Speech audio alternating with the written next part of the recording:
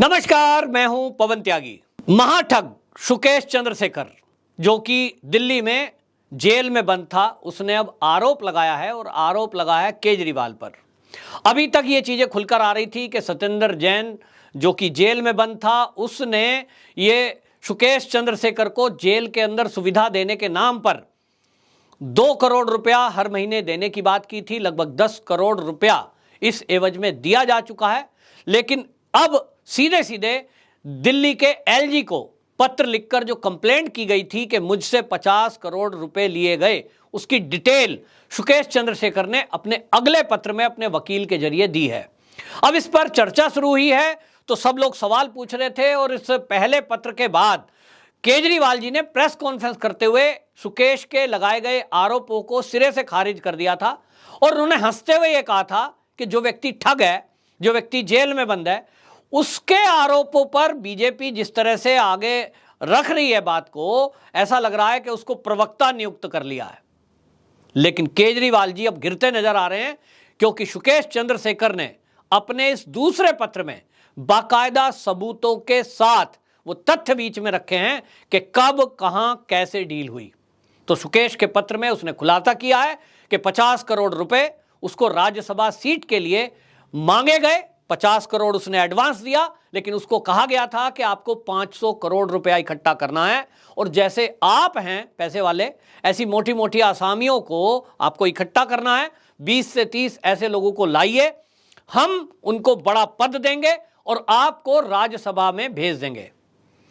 अब इस खुलासे में हालांकि जांच होना बाकी है कि जो सुकेश चंद्रशेखर तथ्य रख रहे हैं, वो एक 5 स्टार होटल का जिक्र कर रहे हैं कि इस 5 स्टार होटल में भिकाजी कामा पैलेस जो दिल्ली में है, वहां बाकायदा लोकेशन बता रहे हैं, डेट बता रहे हैं। उन्होंने पत्र में डेट तक लिखी है। मैंने पार्टी रखी थी जिसमें उन्होंने लिखा है कि वहां जैन आए थे। सत्येंद्र जैन आने के बाद उन्होंने बाकायदा अरविंद केजरीवाल जी से एक आईफोन से बात की थी और उन्होंने ये तक कहा कि उस आईफोन में उन्होंने AK2 यानी अरविंद केजरीवाल 2, कोई 2 नंबर हैं, एक नंबर से आम जनता से बात होती होगी, दूसरे नंबर से खास केवल केजरीवाल जी के जो खास हैं उनसे बात होती है, तो AK2 करके नंबर नोट किया हुआ था। इतना तक डिटेल दी है तो निश्चित जानिए कि आज टेक्नोलॉजी के युग में वो डिटेल निकालना कोई मुश्किल नहीं है। ये कंप्लेंट जब ईडी के पास जाएगी तो 101% ये सारी डिटेल आ जाएगी कि कब, क्या, कितनी देर, किससे बात हुई। और ये आरोप जो लगा है, इसको लेकर अब भाजपा ने बाकायदा ये घेरा है आम आदमी पार्टी को कि जो कट्टर ईमानदार पार्टी अपने को कहते थे, आज उनका खुलासा हो रहा है कि राज्यसभा की सीट का रेट उन्होंने 500 करोड़ लगाया है।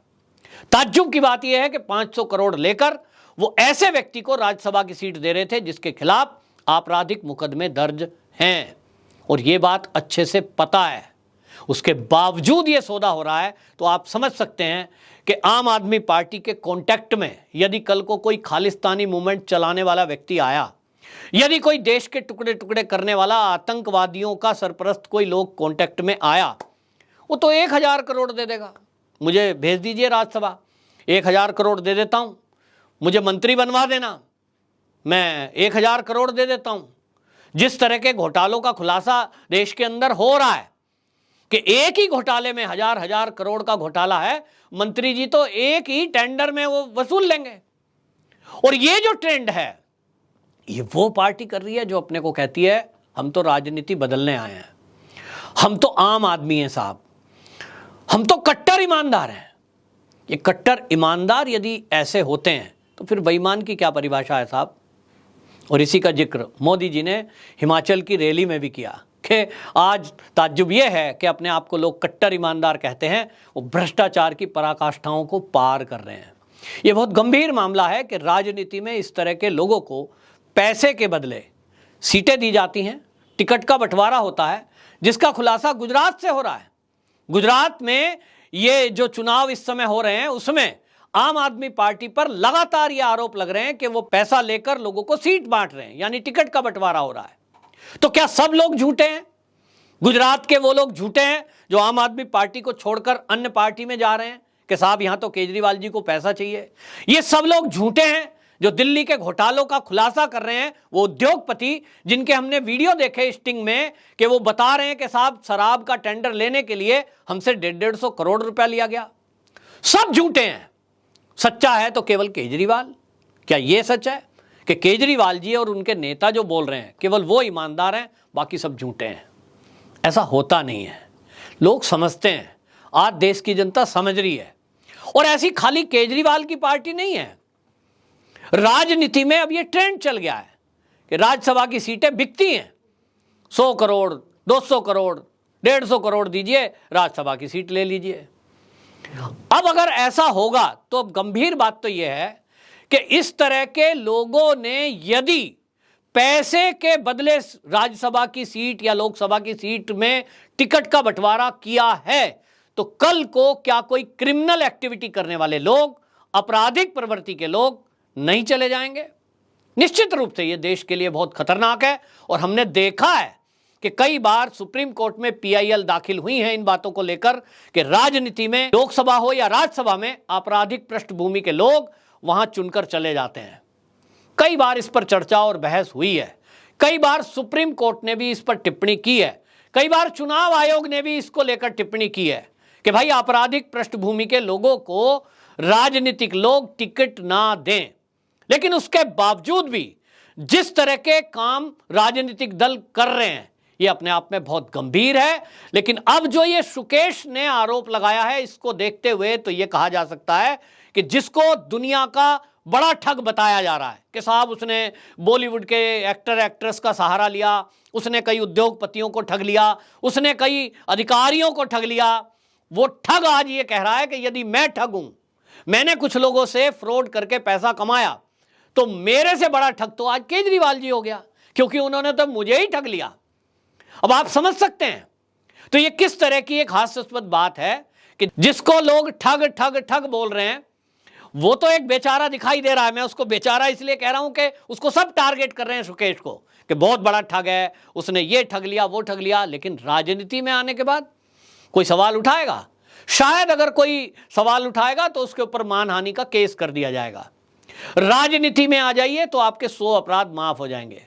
ये कैसे होता है? और इसलिए आपको बता दूं कि यह गंभीर मामले का खुलासा हुआ है। लेकिन दूसरी तरफ आपको बताऊं कि जो गुजरात का चुनाव है, हिमाचल का चुनाव है, इन सब चुनावों में जो ये पैसे का प्रयोग हो रहा है, आखिरकार इसको लेकर चर्चा होनी बहुत जरूरी है। क्योंकि केजरीवाल जी को लेकर ये खुलासे हो रहे हैं कि जो अपने आप को आम आदमी बता रहे थे, जो अभी कुछ दिनों पहले तक ये कह रहे थे साहब हमारे पास तो चुनाव लड़ने के पैसे नहीं हैं, हम तो बहुत गरीब पार्टी हैं, वो अब पता लग रहा है कि चार्टर्ड प्लेन से जा रहे हैं। तो आखिरकार ये चार्टर्ड प्लेन के पैसे कहां से आ रहे हैं? खबर तो ये भी है कि उस चार्टर्ड प्लेन में हवाला का पैसा जाता है, क्योंकि चार्टर्ड प्लेन में आपकी चेकिंग नहीं होती है, आपके सूटकेस को कोई चेक नहीं करता है, वो आपका प्लेन है, आप उसमें कुछ भी रख के ले जाओ। तो इस तरह की खबरें आ रही हैं कि अब हवाला का पैसा चार्टर्ड प्लेन के जरिए गुजरात और हिमाचल में पहुंचाया जा रहा है। बहरहाल जांच एजेंसियां अपना काम कर रही हैं, लेकिन राजनीतिक नेता हमने देखा है कि जब इनके खिलाफ कोई कार्रवाई होती है तो एक विक्टिम कार्ड खेलती हैं ये कि साहब हमारे खिलाफ बदले की कार्रवाई से काम हो रहा है। केजरीवाल जी तो एक कदम और आगे हैं, वो कहते हैं साहब भाजपा डर गई है।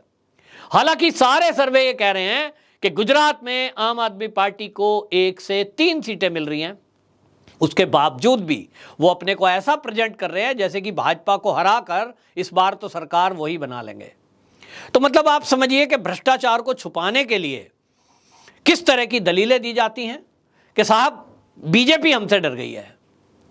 बीजेपी नहीं डर गई है, देश के वो लोग डरे हुए हैं जो मेरे जैसे लोग ईमानदारी की गाढ़ी कमाई से टैक्स देते हैं।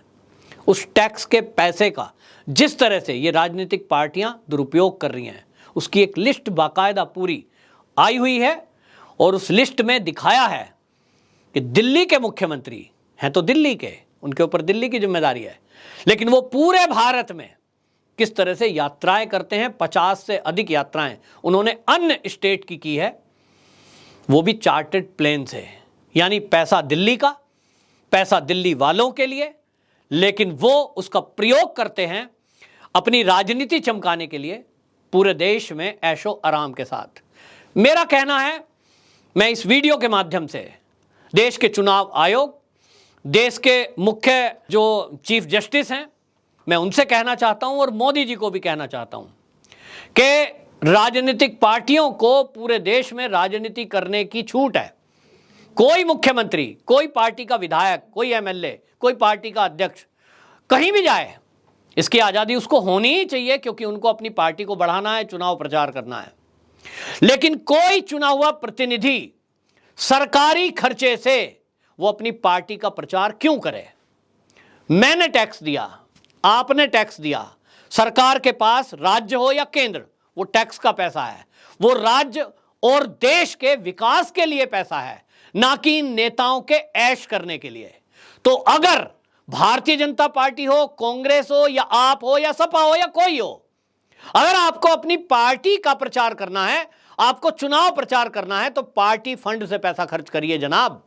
आप टैक्स पेयर का पैसा एज मुख्यमंत्री, एज ए विधायक, एज ए सांसद, उस पैसे को अगर खर्च कर रहे हैं तो यह भ्रष्टाचार है। और इस भ्रष्टाचार पर देश की न्यायपालिका को, हमारे चुनाव आयोग को और देश की चुनी हुई सरकार को, तीनों को इस पर विचार करना चाहिए। मैं टैक्स देता हूं, मेरी मंशा नहीं है कि भाई भाजपा का कोई लीडर, देश के प्रधानमंत्री हो, चाहे गृह मंत्री हो, चाहे वो आम आदमी पार्टी हो, कोई भी मेरे पैसे से अपनी पार्टी का प्रचार क्यों करे? मेरे पैसे से मैं अपना प्रचार ना करूं फिर?